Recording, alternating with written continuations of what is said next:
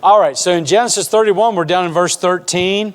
The end of this chapter, it's a lot to read, but it actually unfolds rather quickly. And what I want you to stop and realize is that the last part of this chapter, it deals with really this overarching spirit of religion. Now, there's a whole family dynamic, obviously, we're going to talk about. But I want you to see how religious these people were.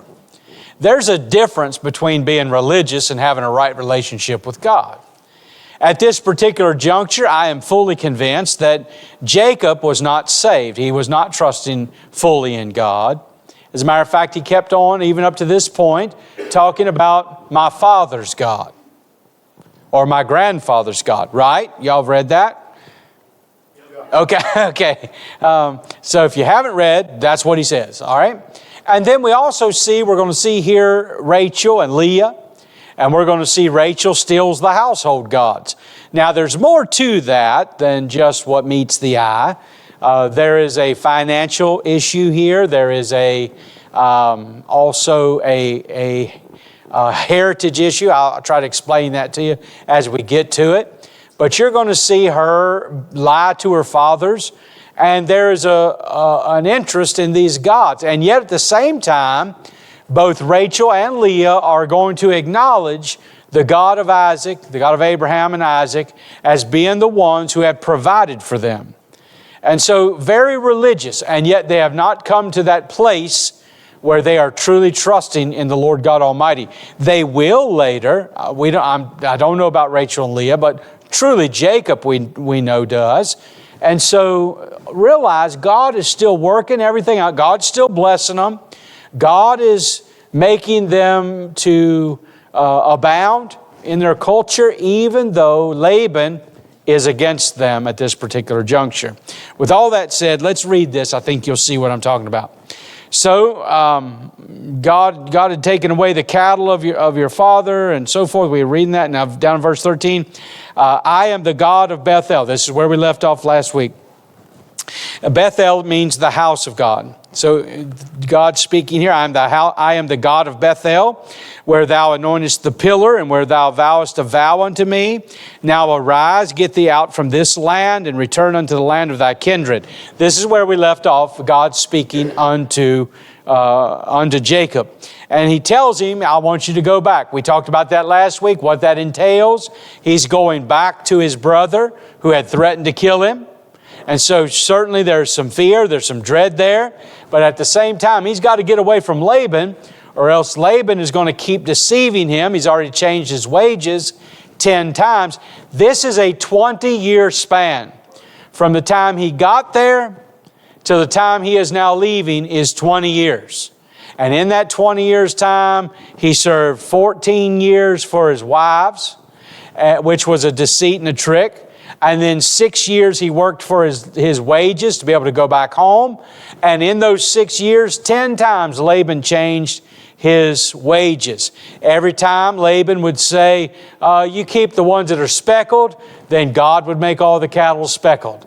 Then he'd say, no, you keep the ones that have rings, they got stripes on them. Then God made all of them to have stripes. God kept blessing Jacob, even though Jacob was not acknowledging that it was him all the time. And truly Rebekah and Leah didn't. But Rebekah and Leah are now, this is a 20-year span, they're angry with their father. And you're going to see this. Because their father has spent their inheritance. And so he's keeping Jacob and them around to keep making him money to spend instead of giving them their inheritance to be able to go back to Jacob's homeland. You'll see all of this now, verse 14.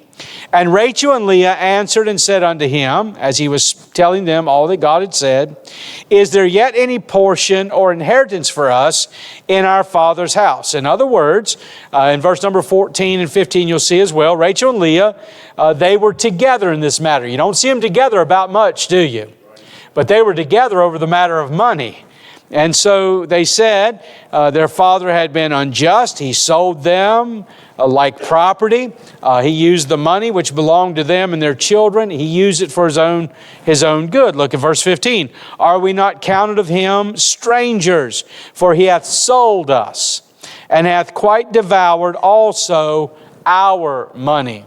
So what does that mean? Remember, they've been married now for 20 years. And a lot of what they were doing as working there on that farm, that was part of their labor. That was part of their household finances. And instead, their father kept tricking and deceiving their husband, which was also taking money away from them. Their father was using them. He is a master manipulator and he is a user.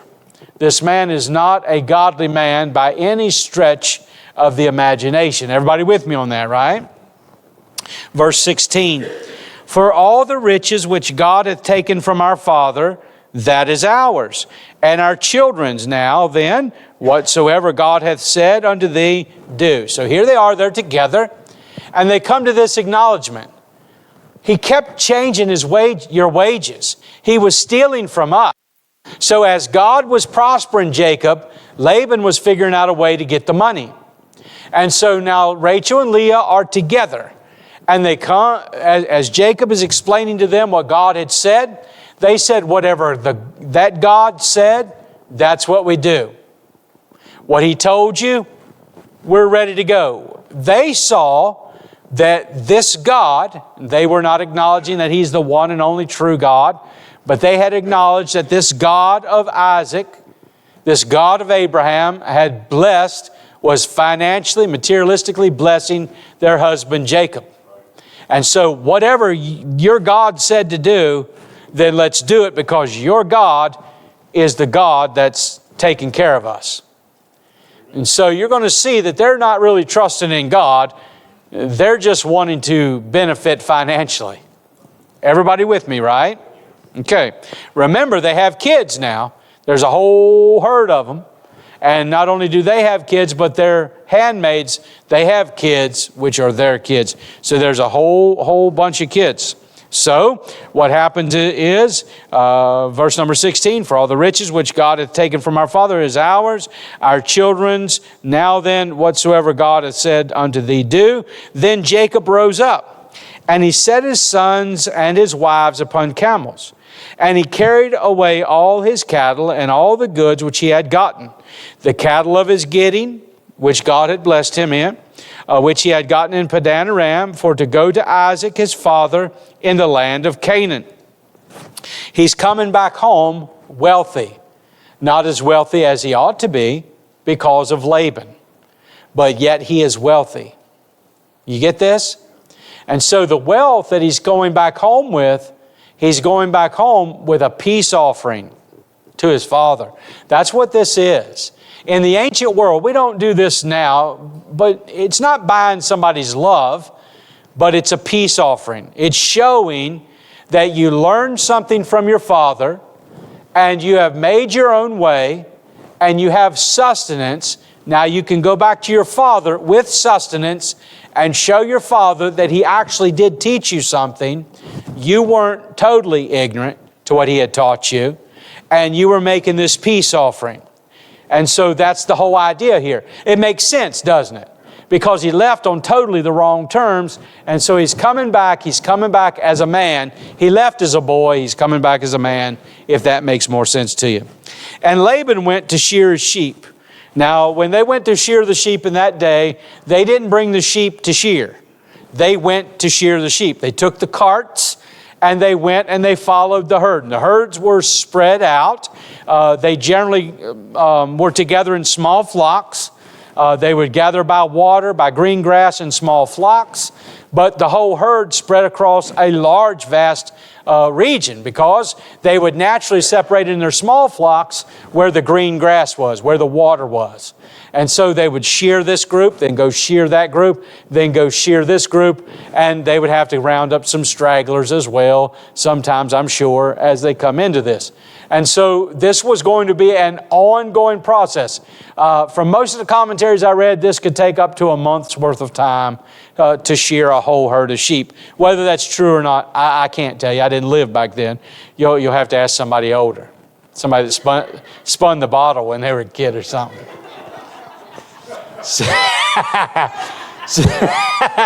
So anyway, how long did it take, Patsy? Anyway, I love you, you know it, right? So it would take up to a month to do this, and possibly longer. So as he's out there's not, what's not written here you could speak volumes in. This is the picture. Rachel and Leah are getting their kids and all their stuff together. The handmaids are getting their kids, their stuff together.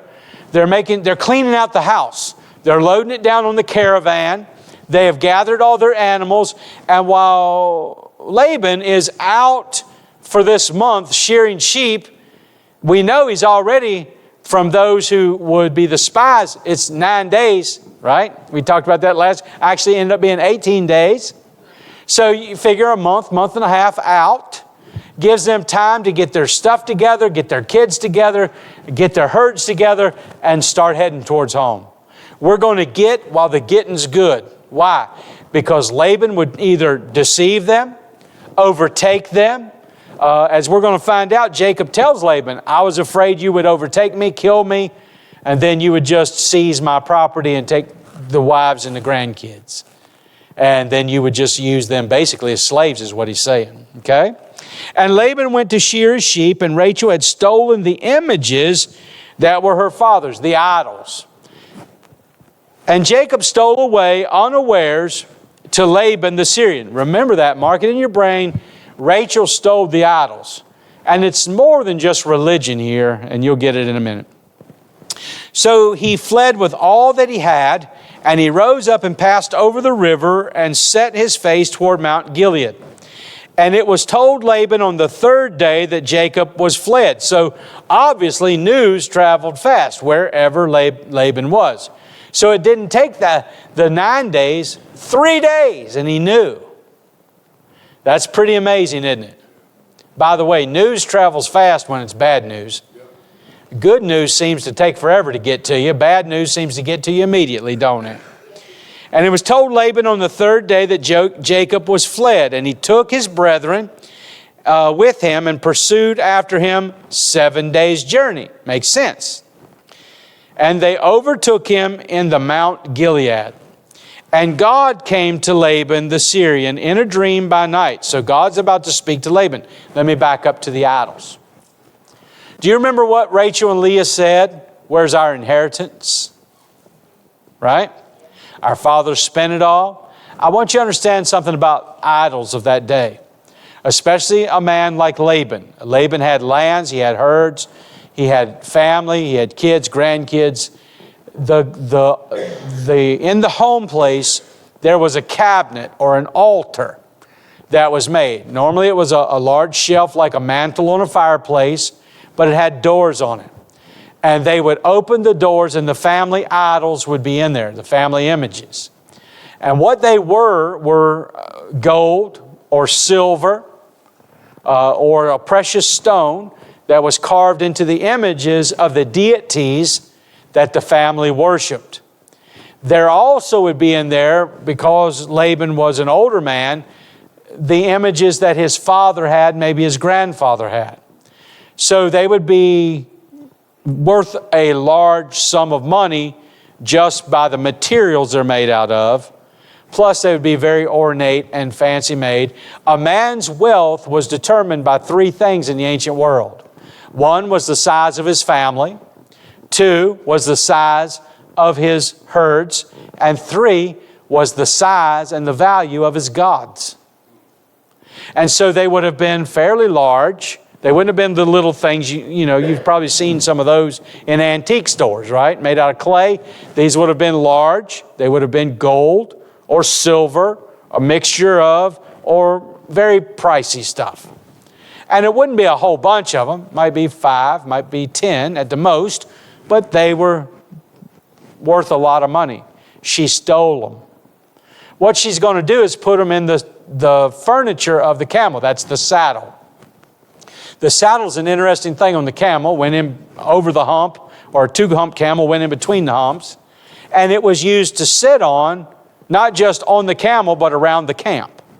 And so it was hollow on the inside, and that's where women put their treasures as they traveled, things that they wouldn't want someone to get. Make sense? All right, you'll see that in a minute.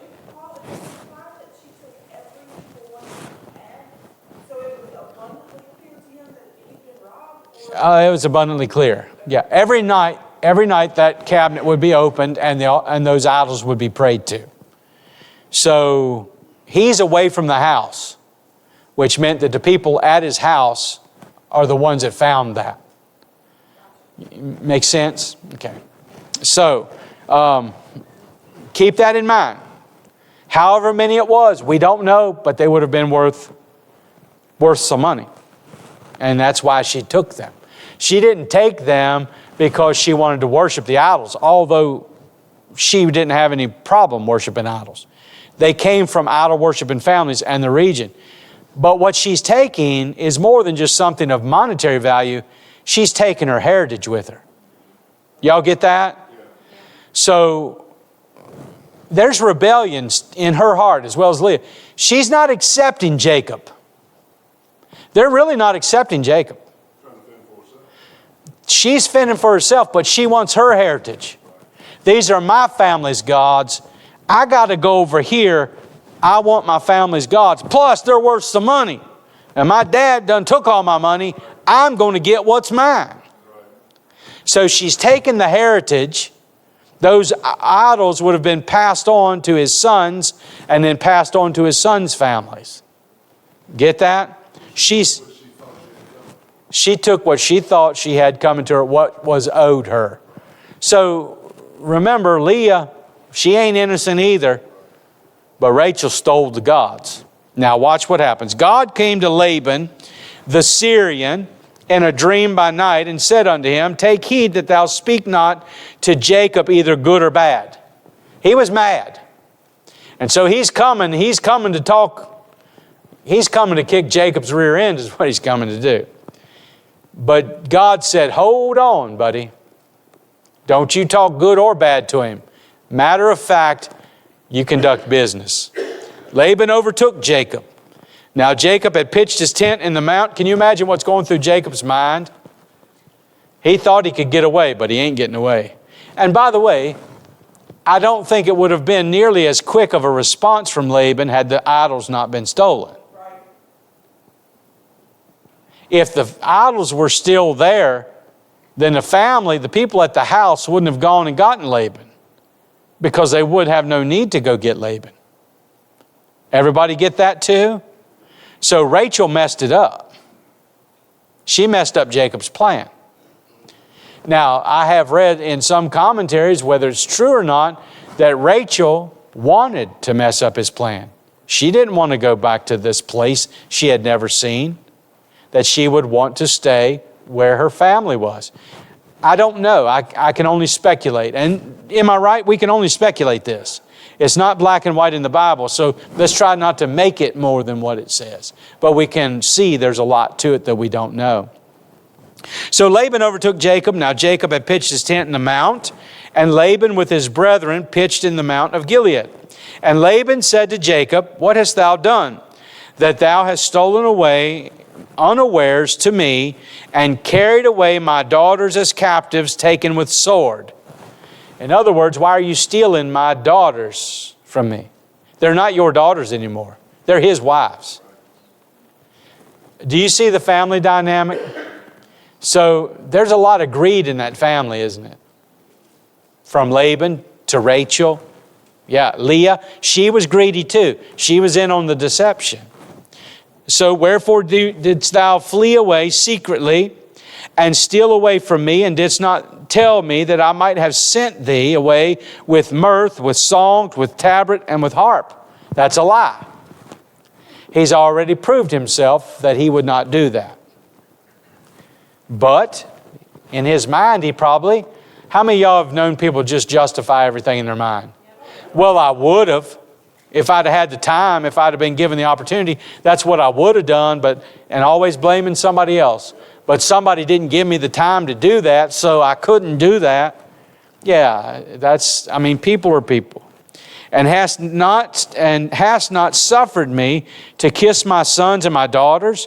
Thou hast now done foolishly in so doing. He's not saying it meanly. He's not saying it he's just doing what God said. As a matter of fact, you didn't even let me kiss my grandkids goodbye. That's a smart man. Because he knows them grandkids are going to make a fuss over grandpa. Right? It is in the power of my hand to do you hurt. I could kill you right now. But the God of your father, not your God, the God of your father spake unto me yesternight. Do you see? Even Laban recognized that Jacob was a phony. But the God of your father spake to me yesternight, saying, yesternight meaning previous nights before, that take thou heed that thou speak not to Jacob either good or bad. And now, though thou wouldest needs be gone, because thou sore longest after my father's house, yet where hast thou stolen my gods? I hear you want to go to your dad's. I understand that. This God of your father spoke to me in a dream. He's not a God like my God, but why in the world would you take my gods?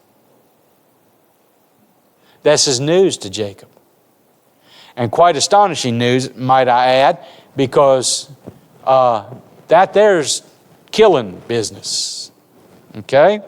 And Jacob answered and said to Laban, because I was afraid, for I said, peradventure thou wouldest take by force thy daughters from me. I thought you'd kill me and take them. With whomsoever thou findest thy gods, let him not live. He was sure that probably one of the servants that went with him stole the gods. Not his wives.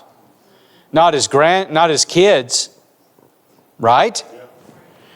Before our brethren, discern thou what is thine with me, and take it to thee. For Jacob knew not that Rachel had stolen him. He didn't know she took it.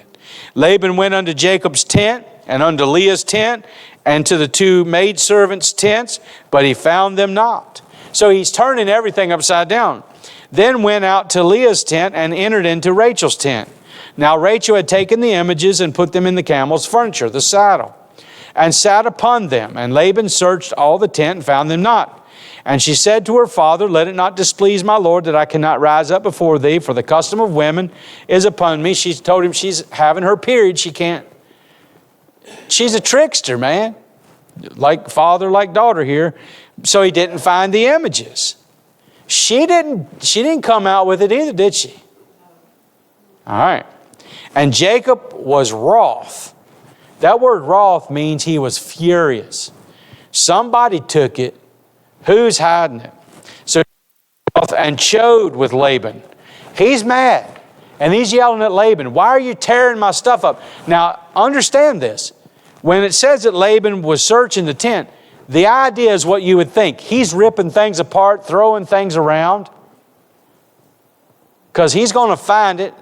And he wouldn't have killed his daughters anyway. He'd have killed Jacob. He'd have said, you told him to do it. Can't you hear it? Why'd you have her do this and then lie about it? And you think Rachel would go, I took them, or do you think Rachel would go, that's right, he made me take them. This man you made me marry, right? Come on. Jacob was wroth and chode with Laban, and Jacob answered and said to Laban, what is my trespass? What sin have I done?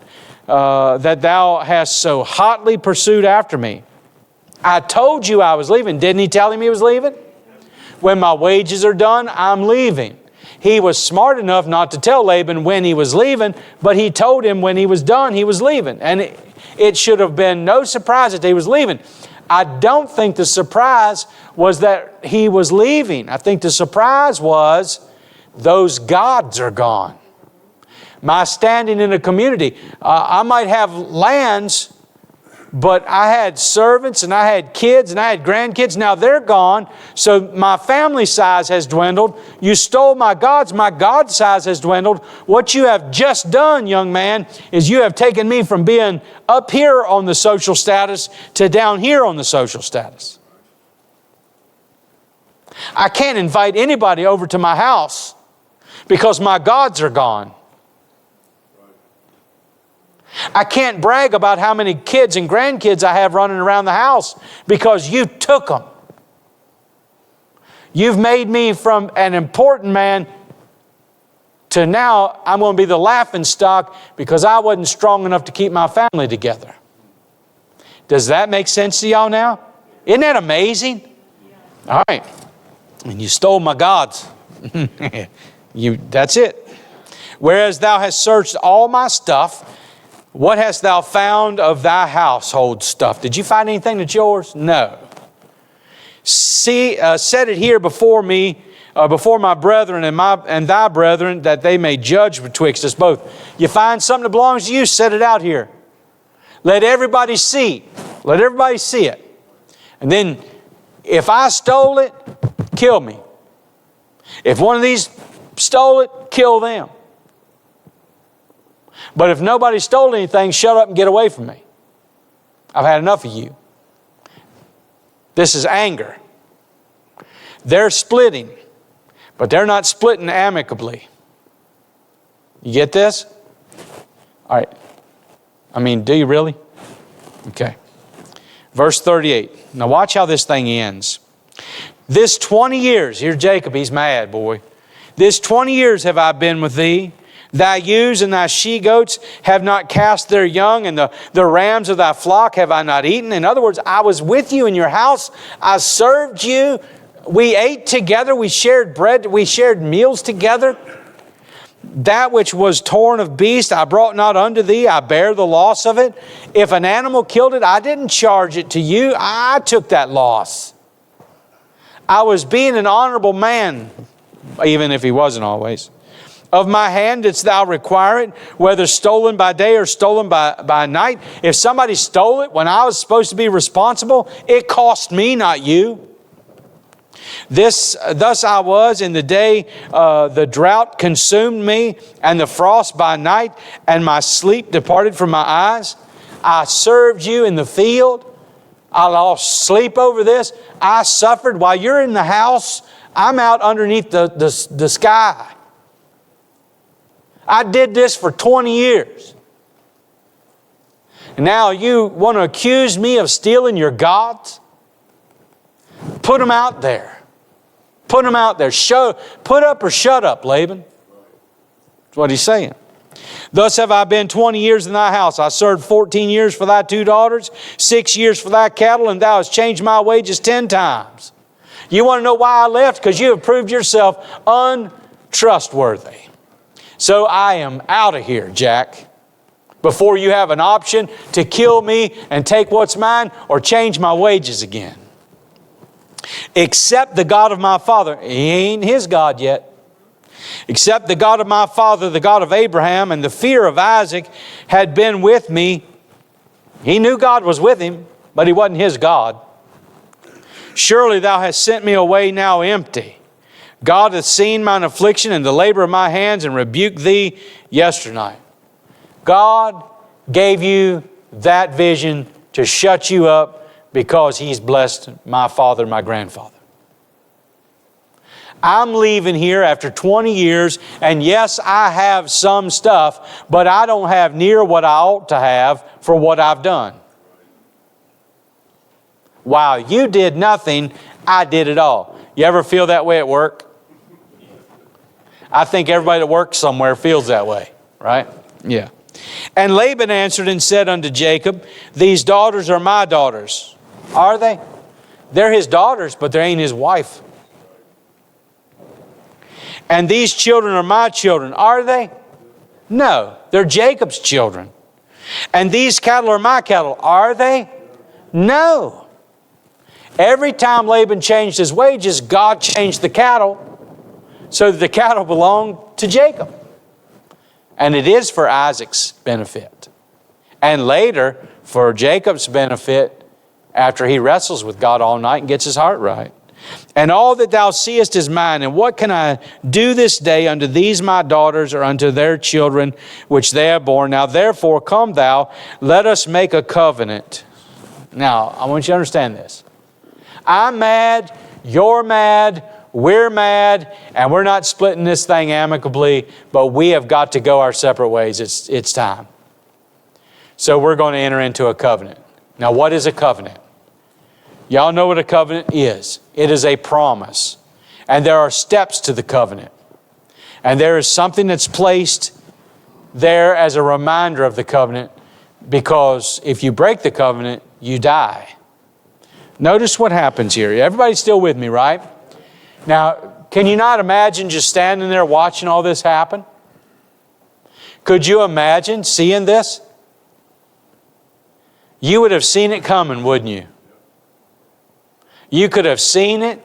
You could have seen the change. Remember what Jacob said? His countenance toward me was different than it used to be. There's anger building, frustration building. Absolutely.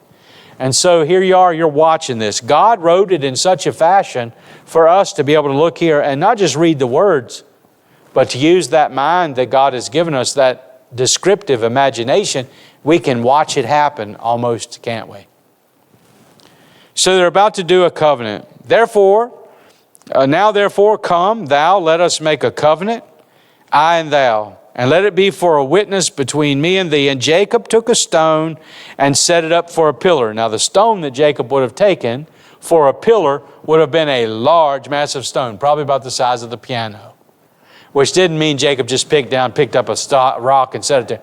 He would have found a large stone to set in a prominent place. Jacob said unto his brethren, gather stones. So they'd gather stones and they would build a pillar. They would stack rocks up on top of that.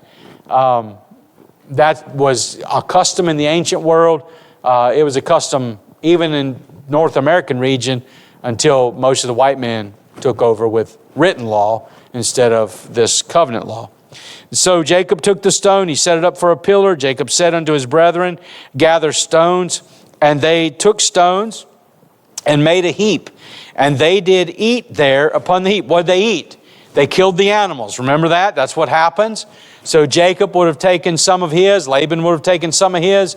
They cut them. They shed the blood. They built the fire.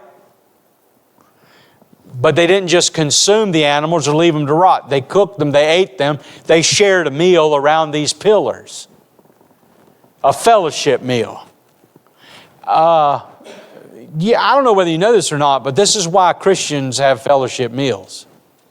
Fellowship meals are supposed to be a time in the church where people let bygones be bygones, where people set aside their differences and they sit together, break bread together, eat together, and have fellowship together. That's what fellowship meals in a church are supposed to be. And so it's been that way since the Lord's Supper was instituted. The Lord's Supper wasn't just a little Roman Catholic wafer and a little thing of juice. It was actually a meal. And the bread was the matzah, that pierced, cooked, no leavened bread that was representative of Jesus' body. And it would be tore and broken in remembrance of Jesus. And the wine would be passed in remembrance of the shed blood of Jesus. Everybody get that, right? It was an actual meal. And that's where fellowship meals come from. Just so that you know, a little bit of useless tidbit information that you can learn now. And Laban called it Yegar Shahadutha. And Jacob called it Galid. Now there's a difference in that. That Yegar Shahadutha is a Chaldean word, and it means a heap of witness. And Galid means, in Hebrew, a heap of witness. A heap of a witness. Stone pillars is what they were. As a matter of fact, you can still find them. They're still out there.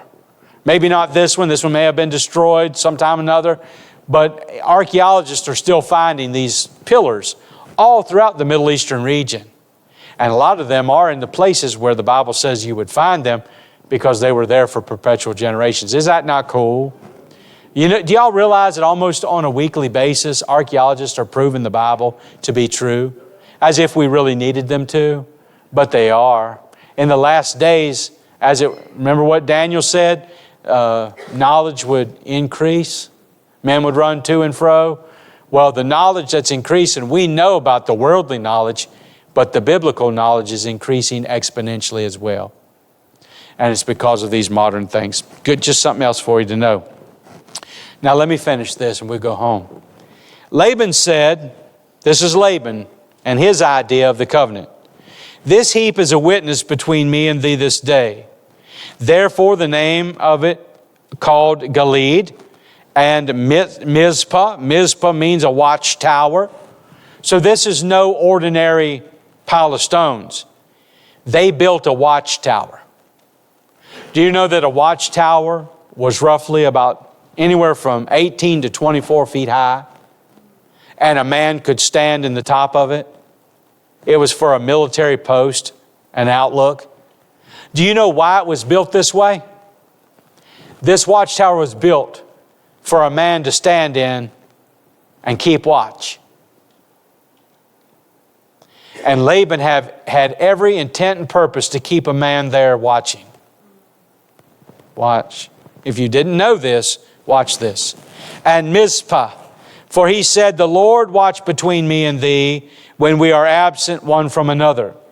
If thou shalt afflict my daughters, or if thou shalt take other wives beside my daughters, no man is with us. See, God is witness between me and thee, as if he worshiped God. This is religion. Acknowledge whatever God you're acknowledging at the time. But let me put it in modern terms. I'm building a tower. You can make your stone, you can pile your stones. I'm building a tower. And I'm putting somebody in that tower, and they're going to watch you. One, we're going to read it here in a minute. You better not ever come this way again. I don't want to see you again. And if my men who are watching you ever see you take another wife, you have broken this covenant, and all you got comes back to me. Laban wasn't playing. Laban had the upper hand. And whether you know it or not, neither one of them were on high ground, moral ground. Both of them were guilty, weren't they? There's mistrust. Look at 51. Laban said to Jacob, behold this heap, the tower. Behold this pillar, that Mizpah, that watchtower. Do you realize there's two different things? Jacob made a heap of stones. Laban made a tower. You got your little heap of stones to remind you, but you better not ever come this way. And I'm going to build a tower to make sure I see you coming before you ever come. Because you ain't coming and tricking me again. I don't trust you. Pretty serious stuff here. In the ancient world, this is serious. So, if thou shalt get the wives or whatever, God is witness between us. Verse 51, Laban said to Jacob, behold this heap, behold this pillar, which I have cast betwixt me and thee. This heap be witness, and this pillar be witness, that I will not pass over this heap to thee, and thou shalt not pass over this heap and this pillar unto me for harm. How do I know it's harm? Because you're coming past it. Okay? It doesn't translate real well into English, but that Hebrew is very severe. The way it's written, it's very severe. He's drawing a line. I mean, he's mad. And God told him, don't. So he didn't. He was coming. But he didn't because God said not to. So in Laban's mind, he's making a deal here. Okay, I ain't doing it. But if they come past this again, it's null and void. And he's mine. It's on like Donkey Kong, right? Verse 53.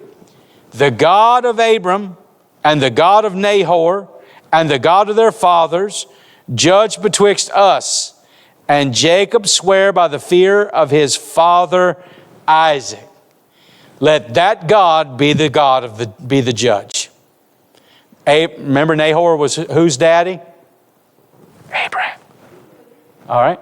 So let this be of the fear. And Jacob offered sacrifice upon the mount, and called his brethren to eat bread, and they did eat bread, and tarried all night in the mount.